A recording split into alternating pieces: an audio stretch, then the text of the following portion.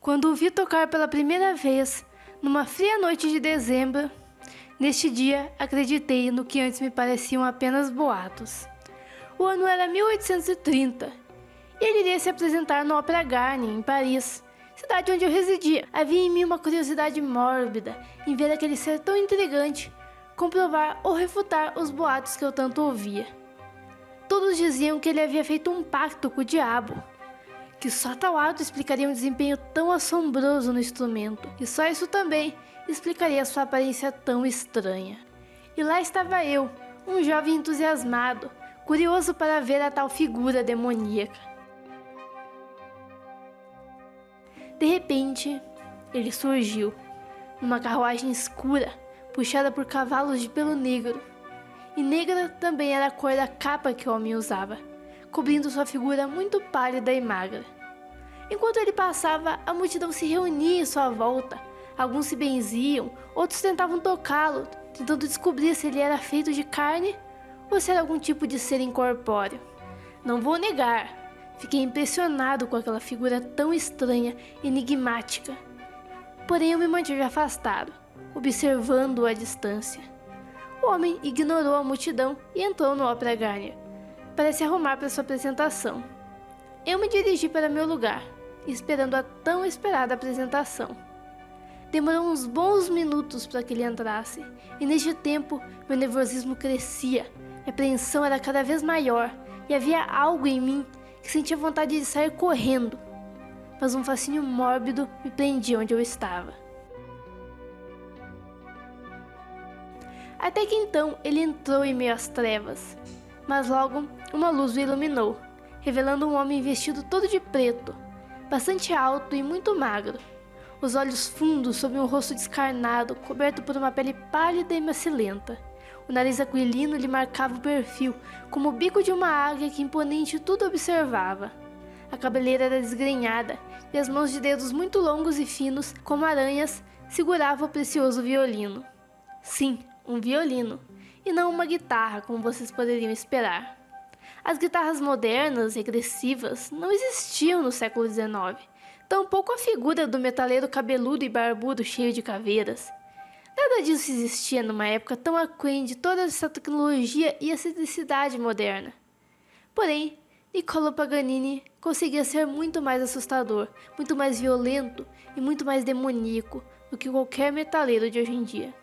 Ele não tinha roupas de couro, não tinha guitarras com amplificadores e muito menos toda a parafernália usada nas músicas modernas. Mas ele não precisava de nada disso. Ele tinha um violino, e com o violino ele se tornava muito mais assustador do que qualquer metaleiro que queima guitarra após um show. Paganini nos encarou em silêncio por alguns instantes. Meu coração quase saía pela boca de ansiedade. Por fim, ele pegou seu violino e começou a tocar.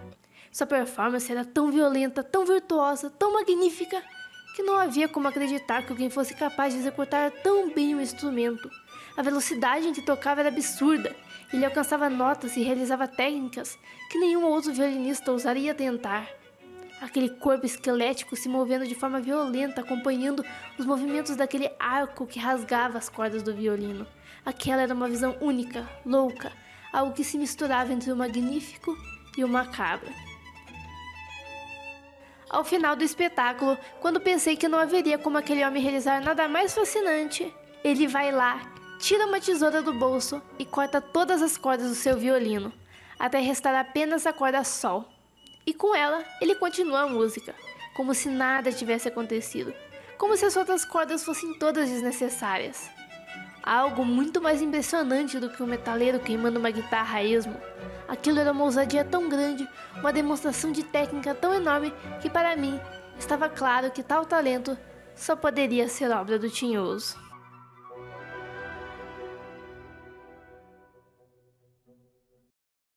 Eu estava muito cansado e cometi o terrível erro de dizer para o meu pai que não queria mais treinar por hoje, que era melhor continuar amanhã. Como fui burro e estúpido. Mas eu estava tão cansado. A surra me despertou e a sede, ela me desespera. Não sei quando ele irá me dar água novamente, mas preciso continuar praticando. Caso contrário, talvez ele me faça morrer de sede de vez. ou quem sabe de fome. Preciso continuar praticando. Não posso me permitir errar, pois se eu errar, talvez a surra dessa vez seja muito pior. Talvez ele me deixe sem beber água por 3 dias e também sem comida. Agora eu tô com tanta fome, mas a sede é pior. Se eu nunca tivesse falado nada, se eu nunca tivesse mostrado interesse por esse maldito violino, ou se não tivesse mostrado talento algum, mas não há como renegar aquilo com que nascemos. Por mais terrores que isso me cause. Te amo, violino. Eu amo tocar esse instrumento. Eu nasci pra isso.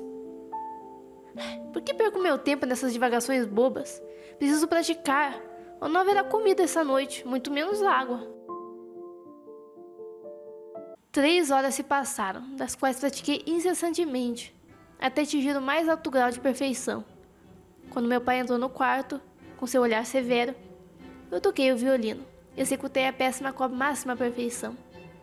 Não recebi alimento, mas pelo menos pude beber um copo de água. Pequeno, mas já é alguma coisa. Se treinasse a noite inteira, no café da manhã poderia comer alguma coisa. Pelo menos foi o que meu pai prometeu. Pratique, Nicolo.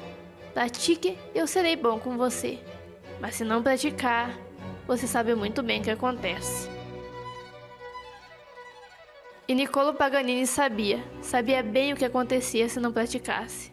Por isso praticou, a noite inteira, sem parar, sem vacilar, esperando o tão sonhado café da manhã. Tinha 8 anos naquela época.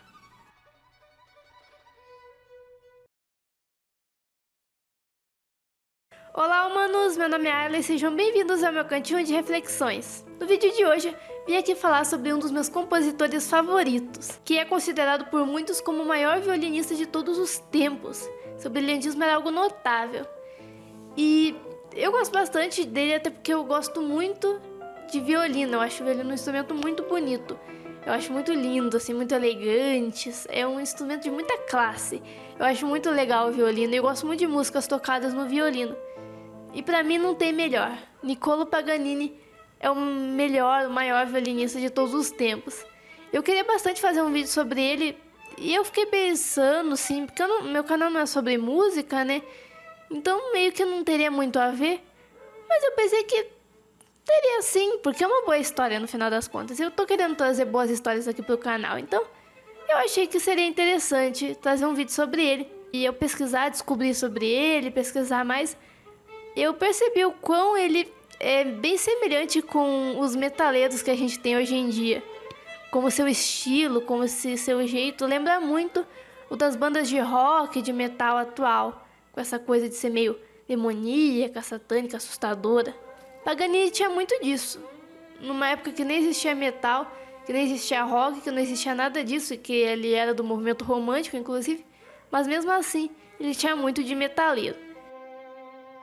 O Paganini ele nasceu no ano de 1782 e ele teve a sua fama, né, o ápice da sua carreira no século XIX, onde ele explodiu pela Europa por causa das suas técnicas incríveis, assim, algo jamais visto. E apesar de viver no século XIX, onde não existia nem a guitarra que a gente conhece hoje, né, com amplificador, com energia elétrica, essas coisas, não tinha nada disso. Mas mesmo assim ele tinha uma postura que lembrava muito a dos metaleiros de hoje em dia, né, como eu já falei. E isso tem motivo. Ele tinha uma aparência estranha, esquisita, né, ele é uma aparência que chamava a atenção das pessoas. Assim como os metaleiros de hoje em dia têm, né? Eles até gostam de ter essa aparência, eles até se esforçam para deixar a aparência ainda mais estranha, alguns usam máscaras. Paganini não precisava nem de máscara, a aparência dele em si já era desse jeito. Ele era assim, nasceu assim. E ele também se vestia de preto e tinha hábitos considerados meio excêntricos. Suas apresentações eram violentas, agressivas, virtuosas. Algo que lembra bastante... Bom, é claro que nas devidas proporções, né? Mas pode lembrar essas apresentações de metaleiros, de bandas de rock e metal, que tem aquela postura super agressiva, violenta, lá com solos de guitarra, às vezes efeitos pirotécnicos, toda aquela coisa agressiva, violenta, que é bem comum nessas apresentações que deixa todo mundo achando incrível. E o Paganini já trazia isso no século XIX, muito antes de existir pirotecnia, de existir todos esses efeitos que a gente tem hoje. Paganini já estava lá, deixando todo mundo de cabelo em pé com essas apresentações. E uma coisa que se destaca bastante nele, tem alguns, né, metaleiros, aqueles que no final, né, das apresentações quebram a guitarra, queimam. E o Paganini, ele, quando muitas apresentações, quando estava ali no final, ele pegava e tirava uma tesoura do bolso e cortava as cordas do violino. Não todos, ele deixava só a corda sol e continuava tocando só com aquela corda, porque essa é uma habilidade que ele tinha. Ele conseguia tocar muito bem com aquela corda, ele conseguia tocar músicas quase normalmente só com a corda sol. Então essa é uma característica dele que ele gostava de mostrar nos seus shows. E que lembra, de certa forma, né, essa coisa de destruir a guitarra, porque querendo ou não, ele estava meio que destruindo ali o violino, pelo menos as cordas, né. Só que ele fazia isso para mostrar a técnica dele, né, a habilidade, não era uma coisa a esmo, ou só para chocar. Era uma demonstração da incrível habilidade dele de usar a corda sol. E ele, assim como muitas bandas de rock e metal de hoje em dia, ele também era uma figura permeada por boatos envolvendo questão de pacto com o diabo, de figura demoníaca. Muitas pessoas acreditavam que ele tinha feito um pacto com o diabo para conseguir o talento dele, que ele era incrível no violino, suas habilidades eram únicas, não tinha ninguém que se equiparasse a ele. Então ficava todo mundo, nossa, ele só pode ter feito um pacto para conseguir tocar tão bem assim. Então as pessoas acreditavam realmente nisso, que o Paganini tinha feito um pacto com o diabo para conseguir seu talento, suas habilidades. E uma coisa que ajudava a sustentar isso era a aparência estranha dele. Ele tinha uma aparência bem diferente do comum, o que alimentava ainda mais as teorias, os boatos de que ele tinha feito um pacto com o diabo. E ele, né, assim como essas bandas de rock e metal, ele não ficava tão incomodado assim. No começo ele não ficava tão incomodado assim com os boatos, ele até usava isso para aumentar ainda mais sua fama, né? Falavam, ele conseguiu, ele fez o pacto para conseguir fama, dinheiro, né, status. E ele realmente tinha tudo isso, ele foi um popstar da época, ele era muito famoso e ganhou muito, muito dinheiro com as suas apresentações. E ele usava desses boatos para ficar ainda mais famoso, né? Ele se aproveitava disso para aumentar ainda mais aquela imagem de fama. E muitas pessoas iam no show dele só por causa dessa coisa, só para ver, será que ele realmente fez pacto? Será que ele é uma figura demoníaca? As pessoas tocavam nele para saber se ele era feito de carne. E eu realmente acho que se o Paganini tivesse nascido nos dias atuais, eu não acho que ele iria virar um violinista e ia seguir pro caminho clássico. Pelo estilo dele, pelo jeito dele, eu acho que ele ia entrar em alguma banda de rock, de metal progressivo, alguma coisa nesse sentido, ia virar um puta guitarrista foda. Eu gosto de pensar dessa forma, porque eu gosto de ver ele como se fosse o primeiro metaleiro, por causa de toda essa questão envolvendo a sua figura. Mas isso são só conjecturas, né? Mas o que mais impressionava no Paganini talvez não fosse tanto sua aparência, claro que à primeira vista sim, mas depois que as pessoas ouviam ele tocar, o que impressionava mais era a sua habilidade, seu talento, que era uma coisa assim de louco, sabe? Era uma coisa que realmente não tinha ninguém igual, assim. Tanto é que desde criança ele sempre se mostrou um excelente violinista, desde pequenininho. Ele era tipo o Mozart do violino, basicamente. E ele já desde pequeno já fazia composições próprias. Inclusive quando pequeno ele foi para Parma para aprender técnicas com um grande violinista da época, que era professor, que era o Alessandro Rolla. E sim, o sobrenome dele era esse. Não posso fazer nada. E o violinista, né, ao ouvir o Paganini tocar, ele ficou tão impressionado que ele falou: menino, ó, vai, segue teu rumo que eu não tenho nada para te ensinar. Não tenho o que te ensinar, você tá? No nível, você já me ultrapassou, filho. Não tem o que fazer. Então ele era tão bom que até os professores adultos percebiam que sabiam menos do que ele, que tinham menos habilidade do que ele no violino. Era uma coisa realmente de louco. E aí, isso aí também, isso ajudou mais ainda a alimentar esses boatos. Porque, nossa, como é que pode alguém ser tão bom assim num negócio, né? Tem que ter feito algum pacto. E ele se transformou, né, numa espécie de popstar da época. Chegou um momento que ele explodiu em toda a Europa e virou um popstar da época mesmo. Ele era super famoso, a ponto das pessoas venderem coisas, qualquer objeto com o nome dele. Vendiam bota com o nome de Paganini. Sabe? Compre agora as botas Paganini pela metade do preço. E um talento tão grande, né, junto de uma aparência muito alta e magra, né, além de uma personalidade excêntrica, tudo isso foi responsável por fazer surgir esses boatos de que o Paganini tinha vendido a alma pro Tinhoso. E nem preciso falar que isso são só boatos toscos, né? No nível de ouvir o disco da Xuxa ao contrário. Óbvio que ele não vendeu alma pra diabo nenhum. E na verdade o seu incrível talento tinha 3 fatores decisivos que fizeram com que o Paganini provavelmente fosse tão talentoso assim. O primeiro é a aptidão natural mesmo que ele tinha para música. As pessoas têm talentos, cada um nasce com seu próprio talento, e o Paganini calhou de nascer bom para música. Ele tinha um excelente ouvido, ele ouvia muito bem, e uma característica de quem tem uma grande inteligência musical é ter um ótimo ouvido. Então ele tinha uma inteligência musical muito aguçada, muito avançada, ele era muito inteligente musicalmente. Ele tinha um grande talento para isso, então isso com certeza colaborou para transformar ele num grande violinista. O segundo é que, provavelmente o Paganini tinha uma síndrome que é chamada de síndrome de Marfan. Ela provoca o alongamento dos membros. E geralmente pessoas com essa síndrome são muito altas, muito magras. E elas têm os membros muito longos. Ela tem braços muito longos, pernas longas e dedos das mãos e dos pés também muito longos. Além de ser uma pessoa muito flexível também. Então essas são características bem comuns em quem tem essa síndrome. E o Paganini tinha várias dessas características, né? Ele era um cara extremamente magro, ele tinha membros muito longos, braços longos, ele tinha dedos muito longos e muito flexíveis, que eram excelentes no violino, ajudavam muito ele nas técnicas de violino. Então ele tinha uma facilidade ali por conta da síndrome, que uma pessoa que não tem a síndrome não teria. Então isso com certeza colaborou da facilidade dele no violino.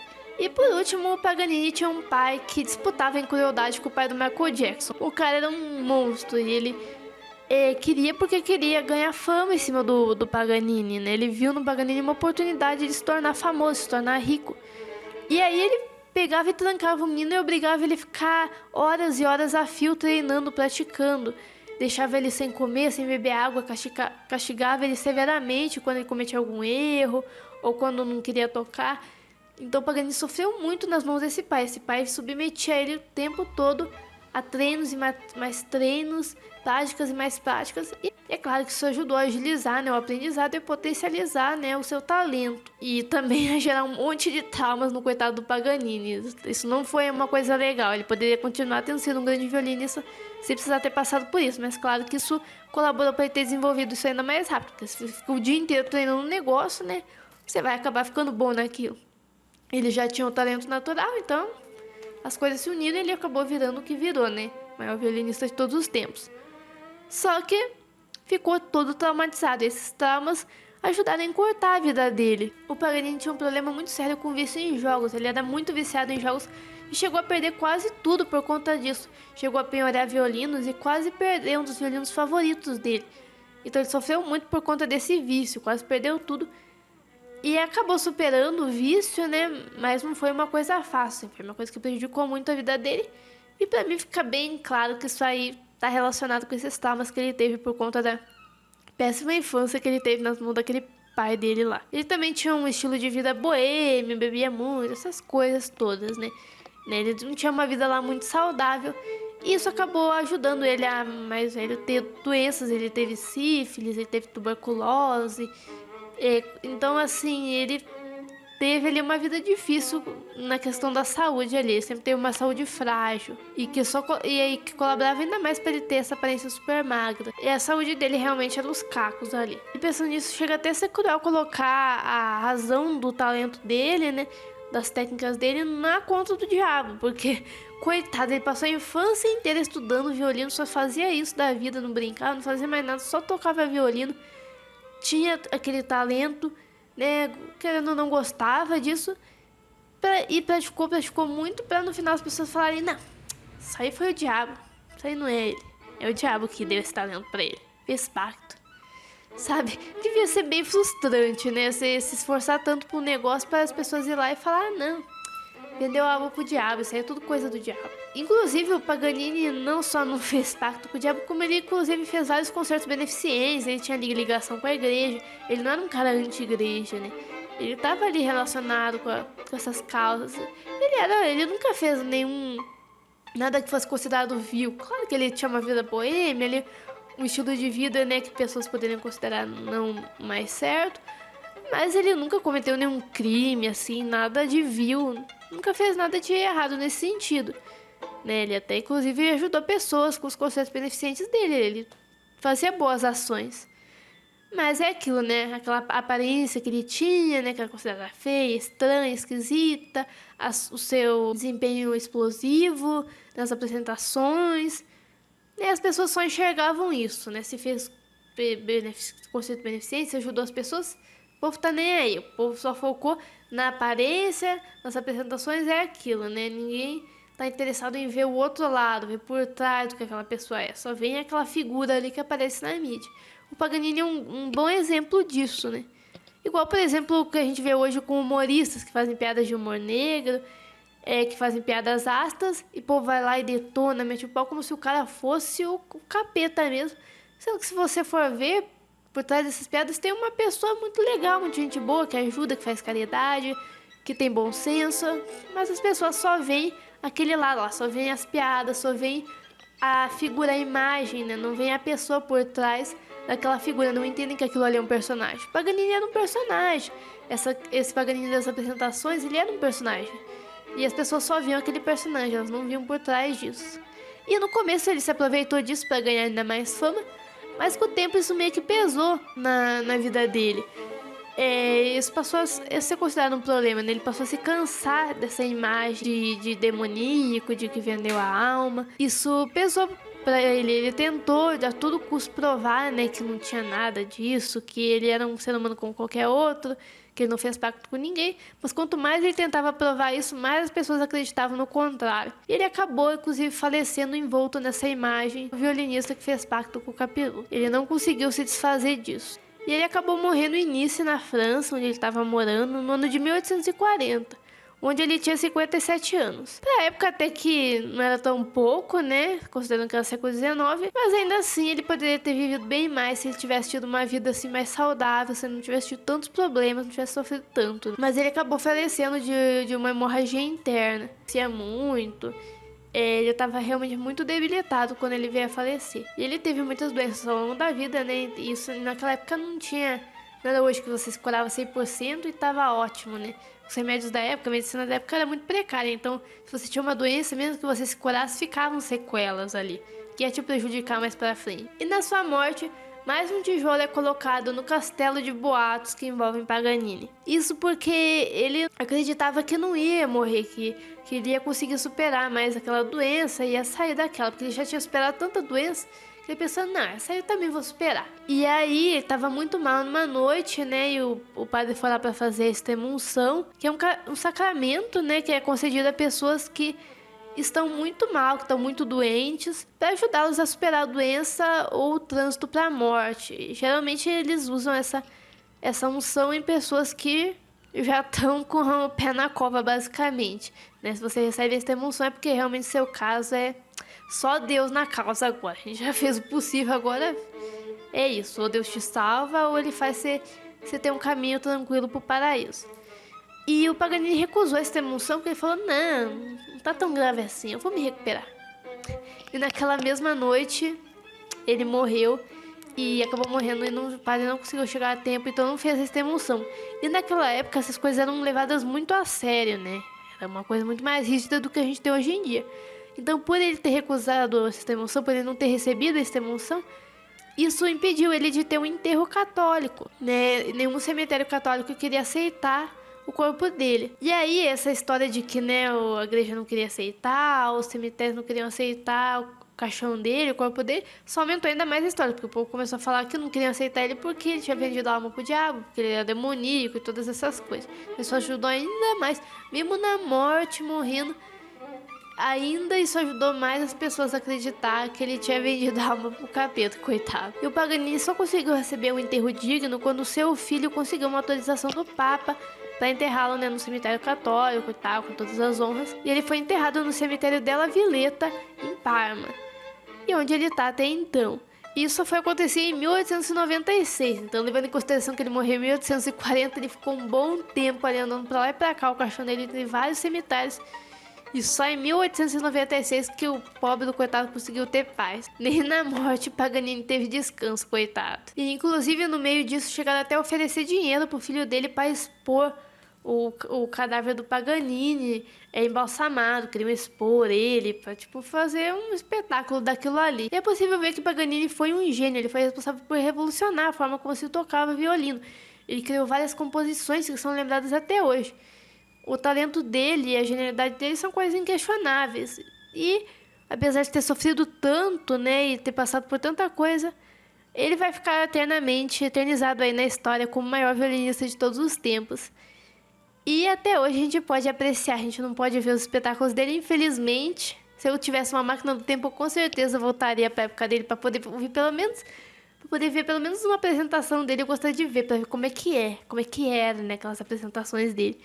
Infelizmente não tem como, mas a gente ainda pode ficar com as composições. A gente tem grandes violinistas que conseguiram que conseguem, né, tocar suas composições, e a gente pode ainda ouvir ela até hoje. Inclusive a trilha sonora desse vídeo é uma composição do Paganini, claro, né? Bem, mas é isso, acho que essa é uma história que deixa como lição o quão terrível é o preconceito, os boatos, e como desde aquela época já tinha fake news, já tinha gente inventando coisas sobre os outros, já tinha informações aí rodando por aí, sem nenhum tipo de credibilidade, e como isso mancha a imagem das pessoas, né? E como isso afeta elas. Porque no começo o Paganini até gostava dessa fama, mas depois ele se cansou daquilo, ele viu o quão aquilo manchava a imagem dele, o quão aquilo era negativo pra ele. E as pessoas desde sempre adoram acreditar em tudo que é tipo de besteira, em tudo que é tipo de história infundada, sem pesquisar, sem ir atrás. Isso aí, gente, ser humano é ser humano, não adianta. Ser humano sempre foi ser humano, desde que a humanidade surgiu até hoje. A gente meio que no fundo é tudo um pouco igual mesmo. Então as pessoas daquela época não eram tão diferentes assim das pessoas de hoje em dia. Também acreditavam em maluquice, acreditavam em boato besta, e acabavam com isso manchando a imagem de pessoas tão talentosas, tão grandiosas, que deveriam ser valorizadas e não eram. Bem, mas se gostaram do vídeo já sabem, deixa aquele like bonito, se inscreva no canal se você não for inscrito, isso ajuda demais aqui. Comenta aí a opinião de vocês, diz se você já conhecia, que você já sabia que era Paganini, se não conhecia, o que achou da história, se gostou, se está interessado em ouvir as composições dele, ou se não, deixa aí seu comentário, que é sempre muito bem-vindo. Mas é isso, fiquem bem e até a próxima!